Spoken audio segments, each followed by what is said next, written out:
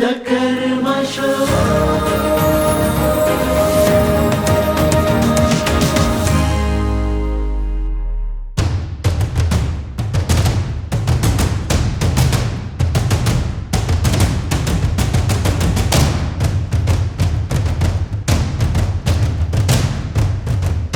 लोगों ने मेरे से कहा, बोले आपके रिकॉर्ड बनवा दे ये वो। तो मैंने कहा मेरे को कुछ नहीं चाहिए। अरे बोले आप चले जाओगे तो कौन याद करेगा। मैंने कहा मेरे को याद ही नहीं करना। नहीं, आप चले जाओगे तो हम याद रखेंगे, इसीलिए आज हमने आपका इंटरव्यू रखा है। आप याद रखो भाई, इतना ही बहुत है। दान करने वाले को ध्यान रखना चाहिए कि इस हाथ से दान किया, वो इस हाथ से मालूम पड़े वो दान है। तू मालिक है मेरा, मैं बंदा तुम्हारा, हो न छूटे कभी संगम हमारा, तेरे बिन नहीं कोई मेरा खिवैया, कहीं गिर न जाए तूफा में मेरी ये नैया। कल की खबर नहीं है, कल किसने देखा है। शाम को घर में बैठा था, सुबह शमशान में लेटा है।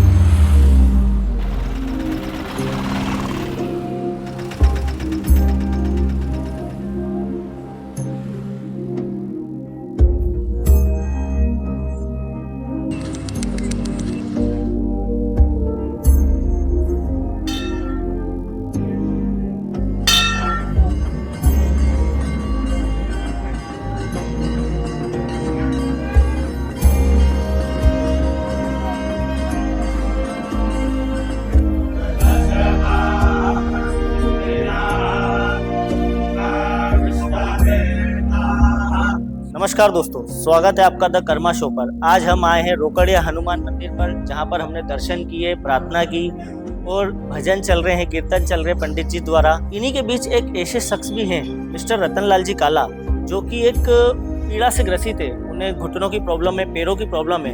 उन्होंने अपने ज़माने में 170 कव्वालियाँ लिखी, 80 गाने लिखे, भजन लिखे, जो कुछ सामने आए, कुछ सामने नहीं आ पाए।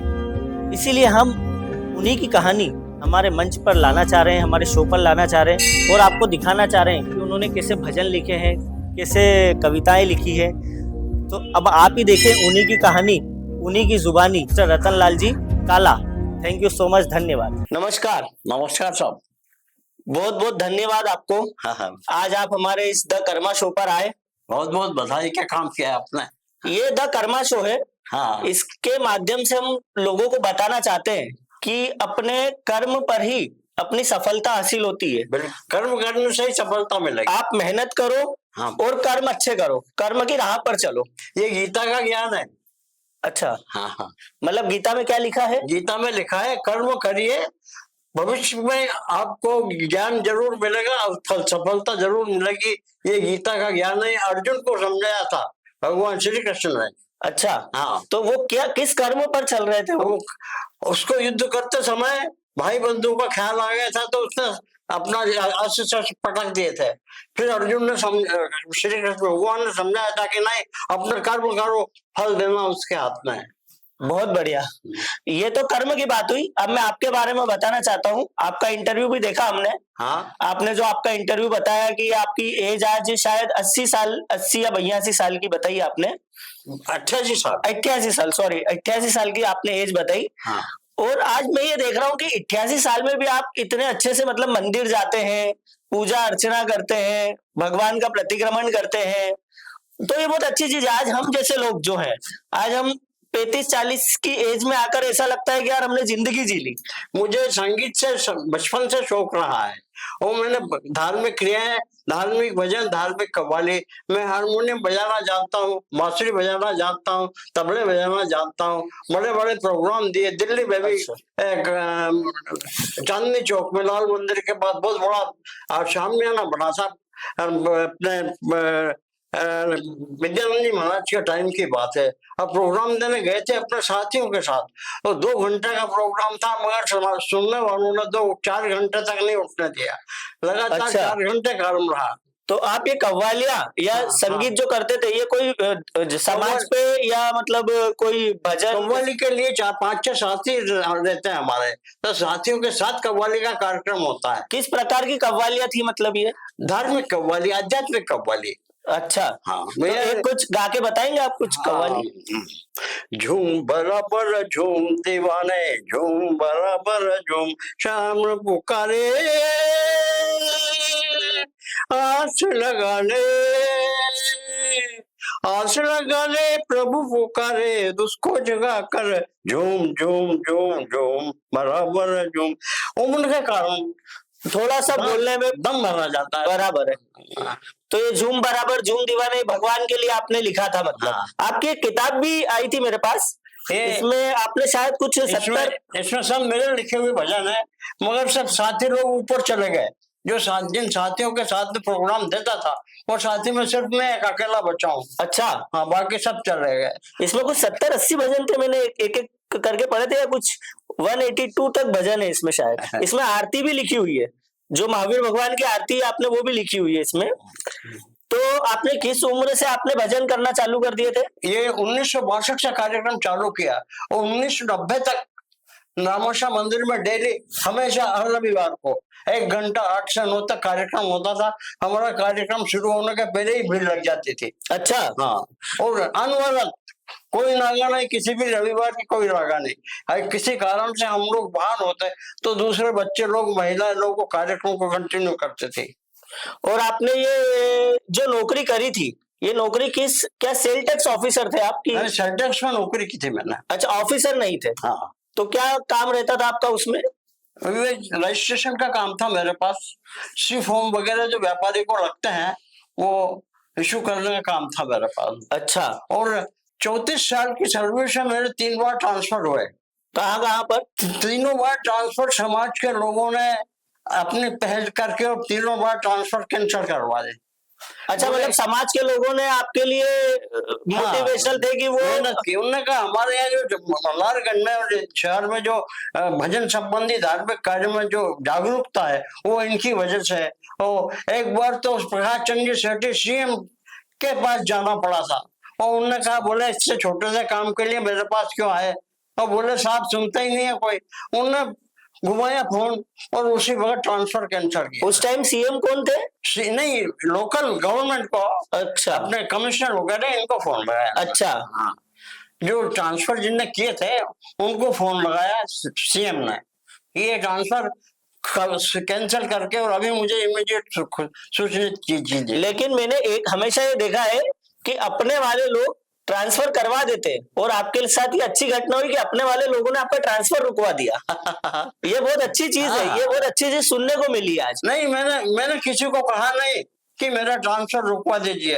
अपने आप ही जो मालूम पड़ा लोगों को, ट्रांसफर ऑर्डर होता है 7 दिन के अंदर रिलीव होना पड़ता है, और 7 दिन के पहले ही वो ऑर्डर कैंसिल हो गया। इससे मतलब ये समझने को मिल रहा है कि लोग आपके साथ रहना चाहते हैं, लोग आपके साथ जुड़े रहना चाहते हैं। हाँ। आपको छोड़ना नहीं चाहते। हाँ। कि आप कहीं हमारे को छोड़कर जाओ। हाँ। नहीं, मेरे को समस्या ये थी कि ट्रांसफर पे जाने में 200, 250, 300 रुपए का प्रॉफिट होता है, मगर बार बार आने जाने में बच्चों को तकलीफ हो जाती है, या बच्चे पढ़ने वाले, मुसीबत खड़ी हो जाती है। इसलिए मैंने तो किसी को नहीं कहा। जैसे मल्हारगंज में माणक चंद जी काला, मनोहर लाल जी काला, ऐसे बड़े बड़े लोग समाज के, और सीएम के पास गए, कैंसिल हो गया। 3 बार ट्रांसफर होता है।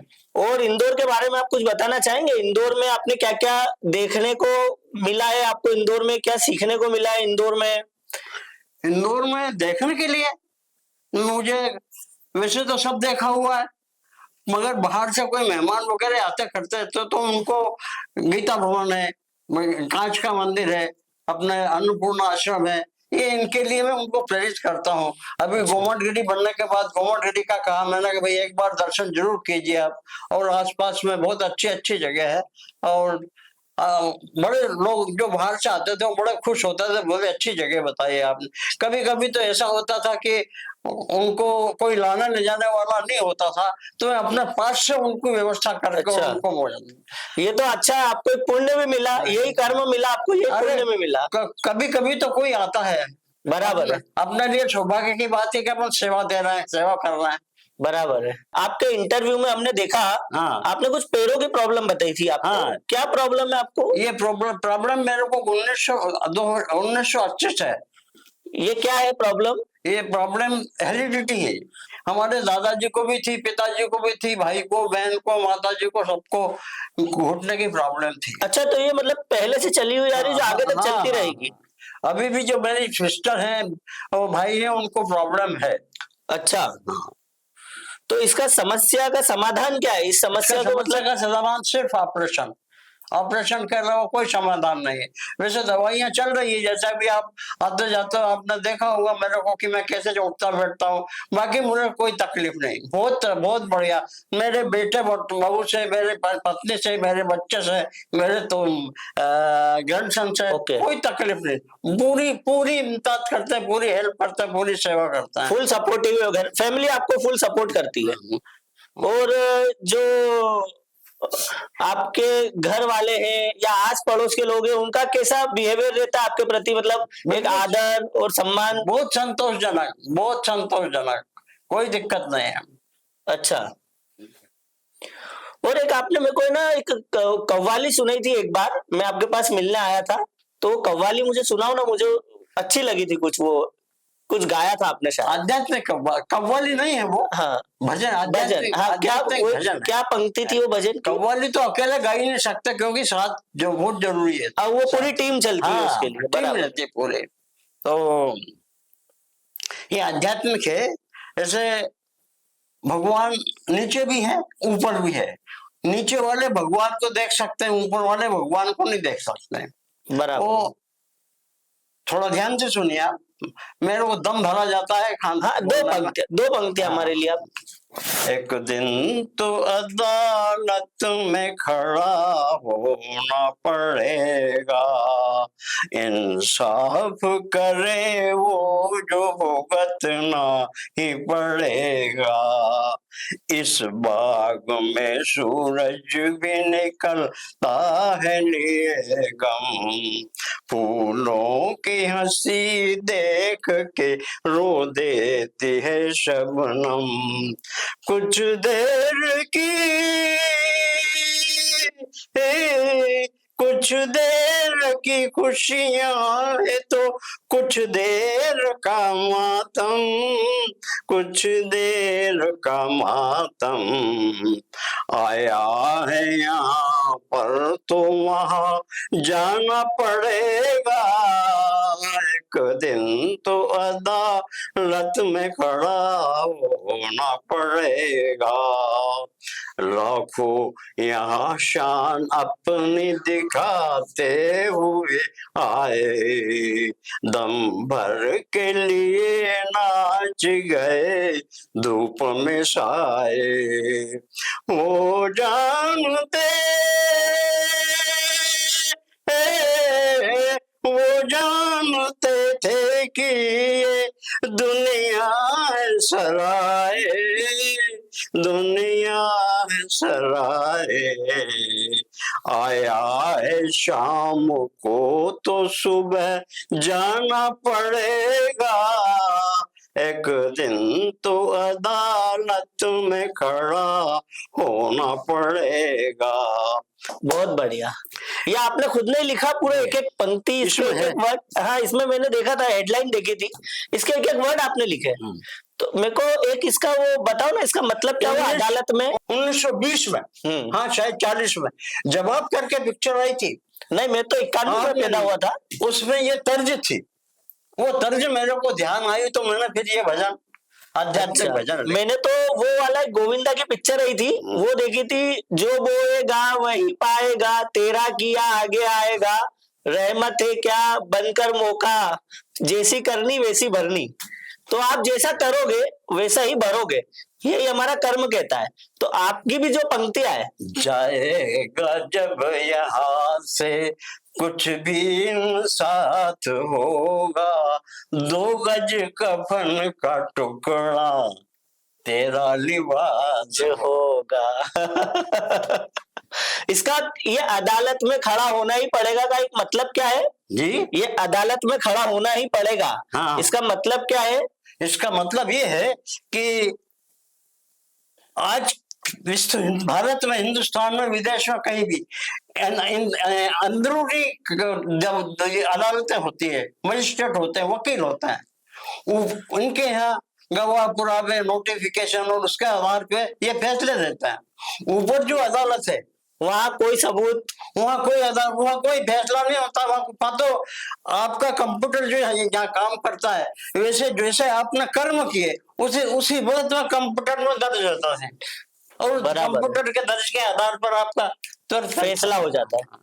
वहाँ कोई गवाह नहीं लेकिन चलता। अभी तो मैं ये देख रहा हूँ कि जैसा आप कर्म कर रहे हो वैसा आपको विद इन मतलब आधे घंटे में ही पता चल जाता है या एक दिन में पता चल जाता है कि आपने क्या कर्म करा। श्रीमान विपुल जी, हिंदुस्तान में क्या पूरे विश्व में कानून बेचा जाता है, खरीदा जा सकता है? क्या बात करते हो आप? वहाँ ना खरीदी होती है ना बिक्री होती है, वहाँ तो फैसला होता है बस। वो देख रहा हूँ मैं, वो देख रहा हूँ आने वाले समय में ऐसा है कि लोग अब ये नहीं बोलते हैं कि आपके कर्मों की सजा आपको आने वाले जीवन में मिलेगी। ये इसी भजन में जो भी आपने सुना है, ये विद्यानंद जी महाराज ने 3 बार सुना, 3 बार फरमाइश की उन्होंने। विद्यानंदी महाराज, विद्यानंद जी महाराज भी 4 साल पहले इनका समाधि मरण हो गया। अच्छा, जैन समाज के जो विद्यानंद जी महाराज, अपने आचार्य, अपने आचार्य 93 साल की उम्र जिनकी, अच्छा। 93 साल की उम्र में वो समाधि हुई है उनकी। दिल्ली में आखिरी निवास था उनका, और उनके हमारा प्रोग्राम 2 घंटे के लिए कार्यक्रम था हमारा, 4 घंटे लग गए, गाड़ी चूक गई। क्या बताएं, जनता से रिजर्वेशन था, रिजर्वेशन कैंसिल हुआ फिर, और तो समय की बात है। अच्छा, वैसे सुनने वाले भी शौकीन थे। हाँ, उस टाइम सुनने वाले भी शौकीन थे। अब मैं आज के जमाने में देखता हूँ इन चीजों का कोई महत्व आज लोग मानते ही नहीं है इन चीजों पे। मैं तो बहुत छोटा हूँ आपके सामने, तो मैं क्या बताऊं, लेकिन मैं जो चीजें देख रहा हूँ, मैं सब कुछ हूँ, बाकी सब बेवकूफ है। हाँ, अभी लोगों की थिंकिंग ये टेंडेंसी है। अभी लोगों की थिंकिंग यही कि मैं जो सोचता हूँ वही मैं कर सकता हूँ, बाकी और कोई नहीं कर सकता। बिल्कुल सही बोल। तो कर्म के ऊपर आपका क्या बोलना है? कर्म अच्छा करो तो उसका रिजल्ट देर से मिलेगा। बड़ा ध्यान से सुनना आप, जो अच्छे कर्म करता है वो तो भूल जाता है, और बुरे कर्म करता है वो याद रहते हैं, उसका बुरे कर्म का फल तुरंत मिलता है। हाँ, मैं यही बताना चाह रहा हूँ, बुरे कर्मों का नतीजा आपको एक दिन में मिल सकता है। दुष्कर्म और सत्कर्म का मैंने अभी सुना होगा आपने भजन में आखिरी में, दुष्कर्म जल्दी पकड़ में आते हैं, सत्कर्म देर से होते हैं। बराबर। मेरे को झूठ बोलना है तो, मगर झूठ को साबित करने के लिए 9 झूठ और बोलना पड़ेगी। हाँ, अंत में झूठ पकड़ा जाती है। इसलिए आदमी को अच्छा कर्म करना चाहिए, चाहे प्रतिफल नहीं मिले। बाकी झूठ की ज्यादा जर्नी नहीं है ना, झूठ की ज्यादा उम्र नहीं है, वो एक टाइम पे खत्म हो ही जाती है। मेरा तो सरकार से कहना है कि कड़े दंड रखे, कड़े दंड से मतलब अंगभंग का प्रावधान किया जाना चाहिए। किसी ने गैंग रेप किया, बलात्कार किया, वो अपनी माँ के पास जाओ, अपनी बहन के पास जाओ, दुनिया के लोगों तुम्हारे लिए पैदा हुई क्या? वो उनकी सोच वैसी है, वो उनका ग्रुप वैसा है, तो वो उनके कर्म भी वैसे ही है। आज आप मंदिर जाते हो तो आज मंदिर में जाते हैं तो अपने कर्म वैसे हो जाते हैं कि मंदिर भगवान के प्रति आस्था हो रही है। भगवान को देखा क्या? नहीं, भगवान को नहीं देखा। भगवान नहीं देखा। तो जो हमारे सामने मूर्तियां हैं वो हमारे भगवान है। आदिनाथ से ऋषभनाथ से महावीर तक 24 तीर्थंकर है अपने। बराबर को देखा है आपने? नहीं। आपने अपने माता पिता को देखा है? हाँ, उनसे बड़ा भगवान कौन है? वो तो है ही ना, सुबह उठ के पहले उनके पैर छू लेते हैं हम। ये विद्यानंद जी महाराज का कहना है, उनसे बड़ा भगवान नहीं है। अच्छा, ये महावीर भगवान है, ये किसने बताया? आपके माता पिता ने, आपके गुरु ने, नहीं तो कौन जानता? इसलिए माता पिता की सेवा तो प्रथम होना ही चाहिए।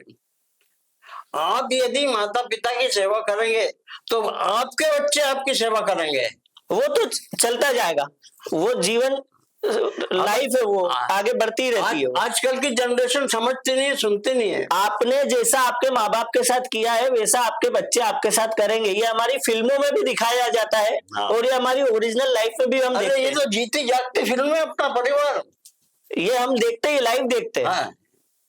जीता जागता संसार ये जो है, ये परिवार जैसे बच्चे अपने माँ बाप को छोड़ रहे हैं, बच्चों ने अपने माँ बाप को अनाथ आश्रम में डाल दिया है, वो उनके बच्चे भी उनके साथ वैसा ही करने वाले, वो होना है, वो तय है। आपने श्रवण कुमार का किस्सा नहीं सुना होगा? नहीं, मैंने कभी आना घर पे, आपको सुनाऊंगा।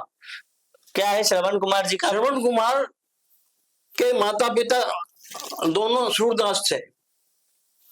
उनको उनकी भावना हुई कि हम दर्शन करना निकल। दोनों श्रवण कुमार ने अपने माता पिता के लिए कावड़ बनाई दोनों तरफ, कंधे पर ढो करके, और उनको दर्शन करने के लिए लेके गया। कितनी बड़ी बात है। सूरदास से दोनों और उम्र दराज, फिर भी वो अपने कंधे पर बिठा कर लेके और वो ठीक है कि उसके भाग्य अच्छे नहीं थे। राजा दशरथ ने शब्द वेदी बाण चला करके और श्रवण कुमार को खत्म कर दिया। उसका श्राप उन माता पिता ने ये दिया, श्रवण कुमार के माता पिता ने राजा दशरथ को, कि जिस तरह मेरी मौत हुई है हमारे लड़के के अभाव में, इसी तरह तुम्हारी मौत भी तुम्हारे 4 लड़कों के अभाव में होगी। जो मौत के समय कोई भी लड़का तुम्हारे पास नहीं आएगा। और वही हुआ, और हुआ वही हुआ होगा। है ना। जो पुराने लोगों कथाएं जो है, त्रेता युग की कथाएं है, त्रेता युग बोल, जब राजा दशरथ थे। बराबर।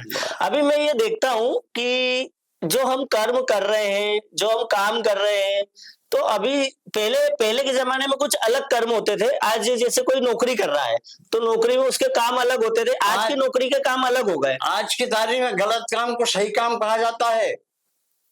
वो तो हो रहा है। जो मैं गलत काम कर रहा हूँ आपके नजरों में सही कर रहा हूँ, ये टेंडेंसी बनी हुई है दुनिया की। तो इसको आगे जाके हम क्या मोड़ देखेंगे आगे इसका? जाके अब अच्छा अंत अच्छा थोड़ी होना है, बहुत खराब अंत होना है। नहीं तो अभी मेरी मम्मी एक दिन मुझे बता रही थी कि विपुल अभी पंचम काल चल रहा है।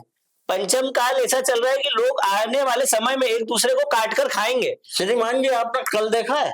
नहीं, कल तो आता ही नहीं है ना। आज क्या वार है? आज गुरुवार है। गुरुवार। बुधवार देखा है आपने? नहीं देखा। बुधवार तो देखा है ना। हाँ, कल गया जो बुधवार देखा है। शुक्रवार नहीं देखा है? नहीं। मैं शुक्रवार आपको दिखाऊं तो देखेंगे आप? देखेंगे आप? नहीं देखेंगे। कैसे देखते हैं? मैं दिखाता हूं आपको। पल की खबर नहीं है, बड़े ध्यान से सुनना आप लोग। पल की खबर नहीं है, कल किसने देखा है, शाम को घर में बैठा था, सुबह शमशान में लेटा है। यही है, यही अंत है। ये शमशान घाट पर या कहीं भी मुक्ति धाम पर यही लिखा रहता है। वहां पे थॉट्स में देखता हूँ तो वो यही लिखा है कि आपकी जो ओरिजिनलिटी है वो आपको वहां दिखाई देती है। आपको ये भी नहीं पता है कि कल आपको कौन आदमी उठा के सोरेगा, आप कितने भी बड़े व्यक्ति हो। हिंदुस्तान में जितने मत मतांतर हैं, यानी अरब से ऊपर 1 अरब 40 करोड़ संख्या पहुंच गई हिंदुस्तान की। इस भारत में इतने मत मतांतर है कि विश्व के किसी भी प्रदेश, किसी भी देश में इतने मत मतांतर नहीं, फिर भी यूनिटी है। एक प्रधानमंत्री, एक राष्ट्रपति पूरे राष्ट्र को चला रहा है। बराबर। कितनी बड़ी बात है। अभी हम आपकी बात करें तो आप जैसे आपको अभी थोड़ा कम सुनाई देता है, आपको थोड़ा कम सुनाई देता है। हाँ। तो ये कौन सी एज में आपको कम सुनना हुआ था? ये अब 83-88 साल की उम्र में कोई भी विधान खत्म शारीरिक कष्ट होता है और उसको नेचुरल कह सकते हैं, अपने कर्मों का उदय कह सकते हैं अपने। और हमारे परिवार में किसी को भी कान की बीमारी नहीं हुई। ये कर्मों के उदय है। हाँ, अजीब है। जबकि घुटनों की बीमारी सबको है। अच्छा, बीमारी तो कब किसको आ जाए वो पता नहीं ना। आज ये शुगर नॉर्मल देखा जाए तो 20 साल के लोगों को भी शुगर आ जाती है। विपुल जी ये कहूँ मैं आपको कि मेरे इतने बीमारी होते हुए भी मुझे शारीरिक कष्ट कुछ नहीं है। परिवार मेरा पूरे साथ देता है, पूरा परिवार। मुझे निपटना करना अपना रूटीन वर्क है डेली का, वो सब में अपना कर ले। हमारी जैसी जनरेशन तो आप लोगों को देख के जी रही है कि आप लोग इस उम्र में भी आज चल फिर रहे हो। नहीं तो आज हमारे को थोड़ी सी तकलीफ हो जाती है, कुछ बिजनेस प्रॉब्लम हो जाती है या घर की परेशानी हो जाती है तो हम तो सुसाइड सोच लेते हैं या मर जाने की सोच लेते हैं या भाग जाने की सोच लेते हैं। लेकिन हम आप हमारे इंस्पिरेशन हो, इंस्पायर्ड हम आपसे कि यार आप इस उम्र में भी इस जर्नी को आगे लेके जा रहे हो। आपकी पत्नी आस्था सेठी मेरे यहाँ, या मैं यूं कहूँ गर्व के साथ कि मेरे यहाँ रह करके बड़ी हुई, मेरे यहाँ रह करके पढ़े लिखी होशियार हुई है। आज मैंने जितनी सेवा उसकी की उतनी किसी की भी नहीं की। और आज मुझे गर्व है कि वो आपकी सेवा कर रही है, क्योंकि यही आपके कर्म है। दोनों, उसकी मम्मी भी, मतलब मेरी बेटी भी, मेरी दो बेटियां हैं। हाँ। एक बड़ी बेटी जलगांव में, आप जानते ही हैं, छोटी बेटी आपके साथ है। मुझे दोनों बेटियों से कोई तकलीफ नहीं, कोई तकलीफ नहीं। एक आवाज देता हूँ, एक फोन करता हूँ, दौड़ी चढ़ जाती है। तो माँ बाप का फर्ज आजकल ज्यादा बेटे ही निभाती है। इससे मैं अपने आप को नसीब वाला समझता हूँ। कितनी बड़ी बात। कल मैंने एक चीज पढ़ी, और हर तरह से, हर तरह से कोई पैसों दिक्कत से लेके कल ही मैंने एक चीज पढ़ी पेपर में कि एक बाप की अर्थी जा रही थी, तो एक आदमी आया और वो अर्थी को रोक लिया उसने। वो बोला कि इस अर्थी पे मेरा 45 लाख का कर्जा है, तभी इस अर्थी को जाने दूंगा। अब 4 बेटे थे, चारे बेटे एक दूसरे को आपस में देख रहे कि यार 45 लाख कौन निकालेगा अर्थी के लिए। तो उसकी बेटी आई, बेटी ने अपने जेवर वेवर सब बेच के वो 45 लाख उस आदमी को दिए। तो वो आदमी बोलता है, बोले मुझे 45 लाख देने नहीं है, लेने हैं। मैं तो देख रहा था कि सक्षम कौन है जो 45 लाख देगा, मेरे को तो उसको देने हैं। क्या बात है। उसने ये बताया कि आपस में सक्षम कौन है चारों बेटों में। मर जाऊं मांगू नहीं, आप जो बोल रहे हो ना उसका जवाब दे रहा हूं मैं। मर जाऊं मांगू नहीं, अपने तन के काज, मांगू भूखे के लिए तो नहीं आवे मुँह लाज। क्या बात है। तो मैं कुंडली की बात कर रहा था, हाँ? कुंडली की मैं बात कर रहा था। आप कुंडली भी देखते हो जैसे? हाँ, मुझे ज्योतिष का शौक रहा है। करीब 10, 12, 15 साल तक मैंने पत्रिकाएं देखी लोगों की, मगर किसी से फीस नहीं ली, किसी से भी नहीं ली। कोई रखता भी तो कह देता भैया ये पैसे वापस ले जा, गौशाला में चारा डाल देना। पिछले 3 साल से मैंने बंद कर दिया, क्योंकि कुछ याददाश्त का भी फर्क पड़ गया है। और लोग बाग मानते नहीं है, जबरदस्ती आ जाते हैं। 2 घंटे का टाइम देता था मैं, बाकी फीस किसी से नहीं देना। और प्रभु का आशीर्वाद ऐसा रहा ना, मैंने कोई ज्योतिष शास्त्र पढ़ा। मेरे जो 3-4 सीनियर गुरुजन थे उनके पास भी जाता था, समस्या का समाधान करता था। उनके पास जो लोग आते थे पत्रिका दिखाने, मैं उनके पास बैठ करके सुनता था, डिस्टर्ब किसी को नहीं करता था। तो ये कुंडली देखने में और हाथ देखने में दोनों में क्या फर्क होता है? हाथ का मुझे अनुभव नहीं, कुंडली का अनुभव है। जैसे एक बार तरुण सागर जी महाराज जो थे, हाँ। उन्होंने कहा था कि आप अपने हाथों की लकीरें देखकर अपना जीवन तय करते हैं, तो जिसके हाथ ही नहीं होते नहीं, तो वो क्या करेंगे? हस्तरेखा का ऐसा है कि सूर्यास्त के बाद हस्तरेखा नहीं देखना चाहिए, ना दिखाना चाहिए, क्योंकि हस्तरेखा जो है ये हर 3 महीने में, 4 महीने में, 6 महीने में बदलती रहती है। तो मेरा ऐसा अपना सोच है कि मैं हस्तरेखा पे, पामश्री पे भरोसा नहीं करता हूँ। जो अपनी जन्म कुंडली उसी पे आप हाँ। विश्वास करके और आगे बताते वो हैं। शास्त्र है। अच्छा, शास्त्र है, जन्म कुंडली शास्त्र है। तो जैसे अभी कुंडली कुंडली जो है नाम के हिसाब से होती है कि बर्थ डेट के हिसाब से होती है? क्या कुंडली जो नाम के हिसाब से होती है कि बर्थ डेट के हिसाब से होती है? बर्थ डेट के हिसाब से सही आकलन बर्थ डेट के हिसाब से होता है। अब बोलते नाम से तो कुछ भी, किसी का नाम पिंटू है, किसी का नाम चिंटू है, हाँ। उससे कोई फर्क नहीं। जो चंद्रमा जन्म का समय है वो काम आता है, उससे पत्रिका बनती है। अब आपकी जैसे विपुल नाम है, आपका तो वृषभ राशि है, आपके वृषभ राशि का सामने शुक्र हुआ, तो ये जो बातें हैं ये सब शास्त्र में नहीं थे, शास्त्र के आधार पर चलती। नाम से मेरी वृषभ है और यूं मेरी मीन राशि लग जाती है, यूं मेरी मीन राशि लग जाती है अगर देखा जाए तो। नहीं, मीन राशि थोड़ी, वृषभ विपुल नाम है ना आपका। हाँ। मीन राशि नहीं आपकी, वृषभ राशि। अच्छा, हाँ, मीन राशि तो होगी तो वो उसमें वो नाम से बता रहे हो आप। हाँ, वो नाम से। लेकिन अगर कुंडली से चलेंगे तो वो अलग हो जाती है। हाँ, कुंडली में जो चंद्रमा है वो राशि फिक्स रहेगी। अच्छा, तो बंद कर दिया मैंने 3 साल से, क्योंकि कुछ तो आपने जिसकी कुंडलियां देखी है वो हाँ। सक्सेस हुई? जो बात बताई आपने वो हुआ उनके साथ कि? मैं निगेटिव बताता था, पॉजिटिव नहीं बताता था। अच्छा, हाँ, निगेटिव इसलिए कि मेरे को कुछ लगा तो लेना ही नहीं किसी से। जो जिसको कर्मा ही करना है वो जातक को अच्छी बात बोल करके और कमाई करता है, मुझे नहीं करना। मैं ज्योतिष का मतलब ये है कि ज्योतिष भगवान नहीं होता, वो ये कहता है कि आपको आगे जाकर के इस तरह की तकलीफ आना है तो आप समझ जाओ, बराबर। और नहीं तो जो होगा वो होगा। इसलिए अपन ज्योतिष हकीकत में बहुत सकता है। देखिए, जन्म, मरण और परण तीनों में ज्योतिष काम नहीं आता है।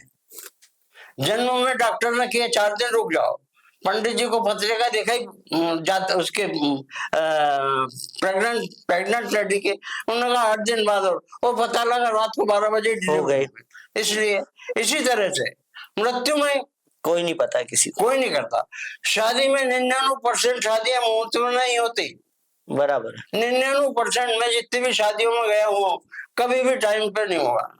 पंडित जी ने खुद, जिन पंडित जी ने मुहूर्त निकाला, टाइम दिया, वो खुद भी टाइम पे नहीं आ पाते। उनकी खुद की लड़की विधवा हुई शादी में ही। शादी, हाँ, पंडित सूर्य नारायण जी व्यास उज्जैन वाले, उनकी लड़की ससुराल की पेड़ी भी नहीं चढ़ी और खत्म हो गई। क्या काम कर? समय का कोई भरोसा नहीं। अपने रामकृष्ण जी पंडित है इंदौर में, कोतवाली के पीछे, बहुत प्रसिद्ध है, शांत हो गए वो तो, मगर उनकी खुद की लड़की 24 घंटे बाद, ऐसे होता है वो समय का कुछ। कर्म किसी को नहीं छोड़ते, पंडित हो या कोई भी हो। इसलिए अच्छे कर्म करो और सही राह पर चलो बस, और मेरा कर्म मेरी अच्छे पहचान कर्म करो और फल की आशा मत करो। बस, ये तो सब बड़े व्यक्तियों ने कहा है कि आप कर्म करते रहो, फल की चिंता मत करो। मैं पैदा हुआ हूँ मरने के लिए। बराबर है। आदमी जिस दिन पैदा हुआ उसी दिन मर गया। कोई तारीख है क्या निश्चित? कुछ भी नहीं है। पैदा होने की तारीख है? कुछ नहीं है। ऊपर जाने की तारीख है? तो फिर क्या मतलब है? जब तक है तब तक अच्छे कर्म करो, फल की आशा मत करो। ये चाय आ गई, चाय लीजिए आप, बहुत देर हो गई हमें बात करते करते।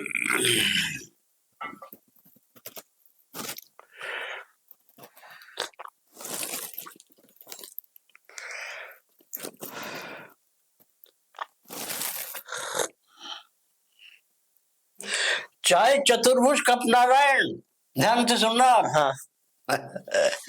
चाय चतुर्भुज कप नारायण, जल्दी जल्दी पियो, होठ गर्म हो जाएंगे। अच्छा। वैसे चाय भी चा के ऊपर बहुत सारे वर्ड है। चाय भी जो है वो चर्चा पे पी जाती है ना। अच्छा, चाय 4 पाई पे ही बैठ के पीते हैं या चेयर पे बैठकर पीते हैं, तो इनमें वर्ड भी चा ही आते हैं। चाय हम चाचा के साथ भी पीते हैं, चाची के साथ भी पीते हैं। खाने का टाइमिंग क्या है आपका घर पर? मेरा टाइम तो है, सुबह 5 बजे उठता हूँ, 1 घंटा मेरे को सब डेली रूटीन के काम में लगता है। 6 बजे फिर आपकी नानी सास चाय देती है मेरे को, चाय के साथ में दवाई भी लेता हूँ खाने के पहले। उसके बाद 9 बजे नाश्ता, और उसके बाद पेपर पढ़ता हूँ, दोनों घुटनों में शेक करता हूँ। उसके बाद 9 बजे नाश्ता करता हूँ और 1 घंटा 1.5 घंटा बाहर धूप में बैठता हूँ, और 12 साढ़े 12 बजे खाना खाता हूँ, भोजन का टाइम। 3 बजे फिर चाय पीता हूँ। 24 घंटे में चाय सिर्फ 2 बार पीता हूँ, इससे ज्यादा नहीं। अच्छा, इससे ज्यादा नहीं। आपको शुगर की प्रॉब्लम नहीं है ना? नहीं, कोई प्रॉब्लम। आपको मैं आपकी जानकारी के लिए बता दूं कि मैंने होश संभाला जब से आज तक मुझे कोई नशा, किसी भी प्रकार का नशा नहीं लगा।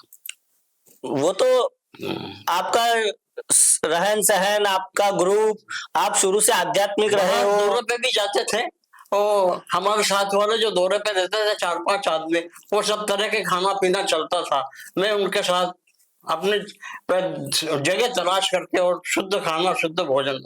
अच्छा, तो आप अपना टिफिन भी घर से ले जाते थे कि नहीं? मैं हजारों किलोमीटर जाना पड़ता, सैकड़ों किलोमीटर जाना पड़ता, टिफिन सम्मत थोड़े। हाँ। वहां जाकर के तलाश कर लेते थे, और ऑफिस में जो भी कर्मचारी रहते थे उनसे मालूम कर लेते थे, भैया हमारे सारे खाना हमको कहाँ मिलेगा। खैर, अपने जगह तो जैन समाज की धर्मशाला हर कहीं स्थित है। अरे नहीं साहब, और राजस्थान के बांसवाड़े लोगों के हर जगह भोजनालय मिलेंगे, आपको हर जगह मिलेंगे, पर गुजरात के भोजनालय हर जगह मिलेंगे।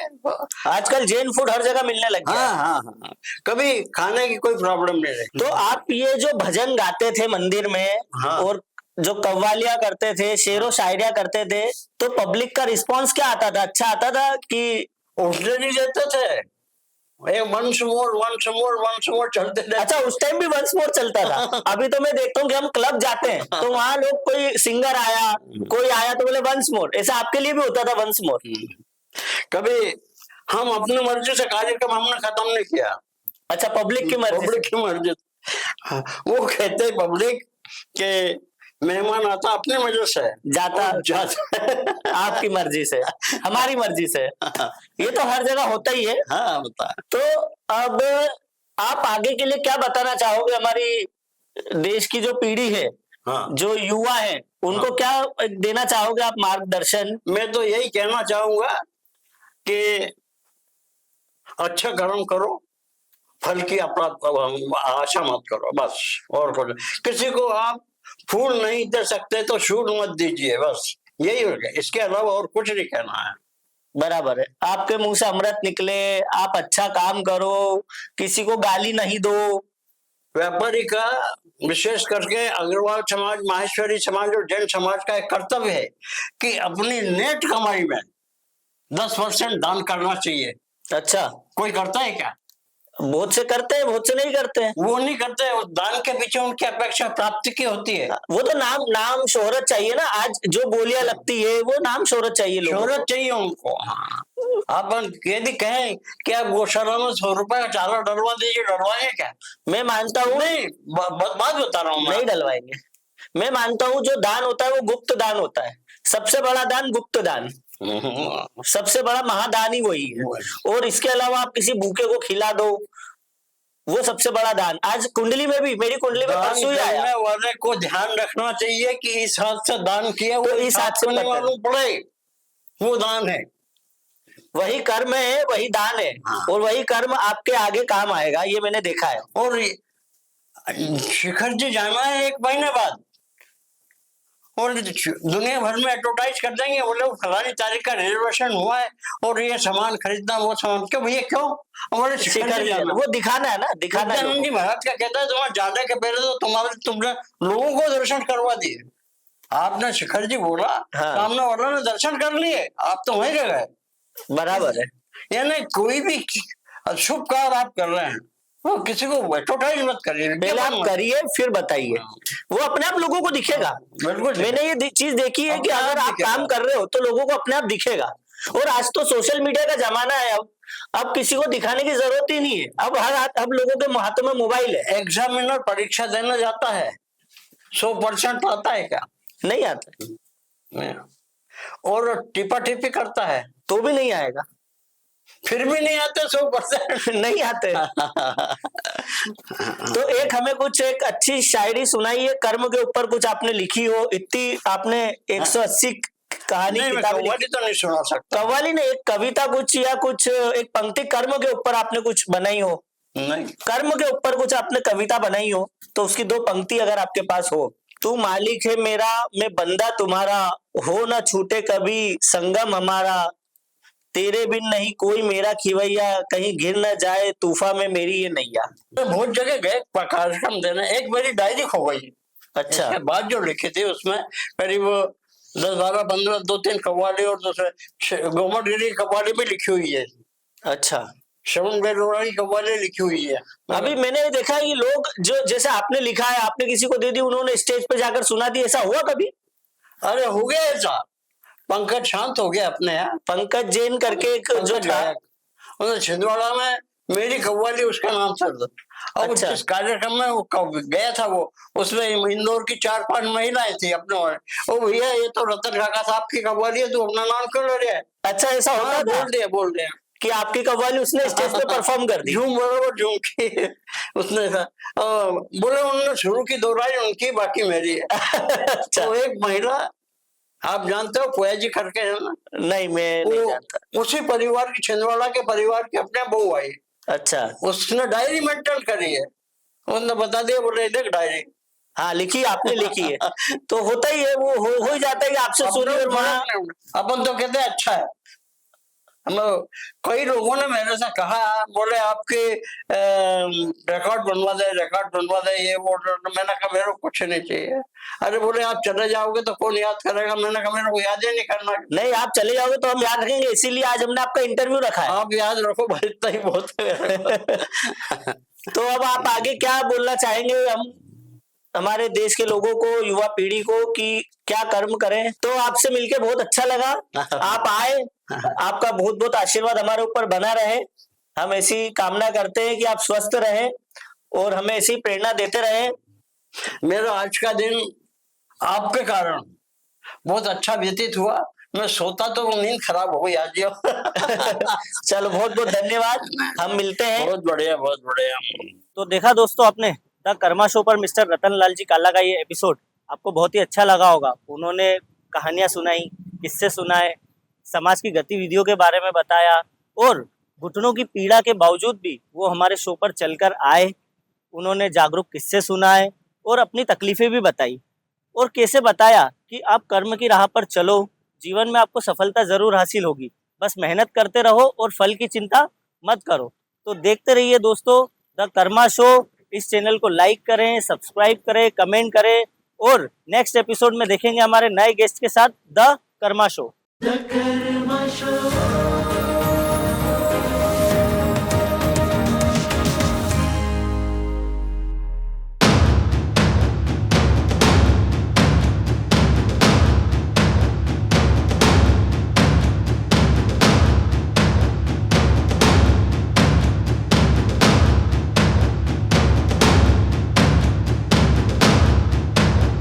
नमस्ते दोस्तों, मेरा नाम अभिषेक प्रजापति है। मैं श्योपुर शहर से मध्य प्रदेश का रहने वाला निवासी हूँ।